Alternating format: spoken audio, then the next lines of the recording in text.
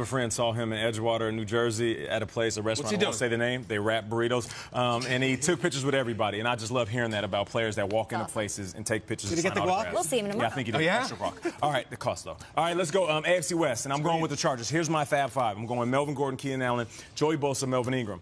In my X Factor, I wanted to kind of rush through this because here's a guy that doesn't get enough appreciation. That's Casey Hayward. No one in the league has more INTs or PBUs, pass breakups, in the last 2 seasons than Casey Hayward. I know it's the Chargers. I know you don't pay attention. Sometimes a slow start might cause you to shift your mind to somewhere else, some other team. But pay attention to what they're doing and what they're building. These guys not only could be the sneaky team within their division, one of the best teams in the entire NFL. John Elway says they might be the team to beat in the right. AFC West. From a fantasy perspective, it's tough. You've got a lot of depth, a lot of offense, but it's actually not that tough because it's the Chiefs. Offensively, I'm into it. They've got Travis Kelce, one of the tops at his spot. Patrick Mahomes is going to use that arm, right? They add Sammy Watkins. They have last year's leading rusher in Kareem Hunt back. I like all of it. And outside of Eric Berry, their defense is so suspect and questionable. At me on Twitter. I'm not buying it yet until I see something on the field. So I think they'll be playing from behind a lot. Add and draft all weapons accordingly. Love it. There you go. I'm going to go with the Chiefs, too, from ownership and front office perspective. It's not often you have a team that has a first-year general manager, a first-year starting quarterback, a first-year offensive coordinator, and people think they're going to get better. And that's what everyone is saying about the Chiefs this season. And it's this feeling in that organization with the Hunt family that you trust the process, right? This is a team that has consistently been one of the best teams in football. 4 playoff appearances the last 5 years. They've won the AFC West each of the last 2 years.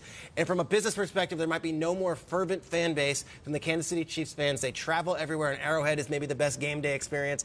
The Chiefs, from an ownership and front office perspective, despite the fact they've had so much turnover, they remain consistent, they remain stable. I'm saying the Chiefs are the owners of the AFC West.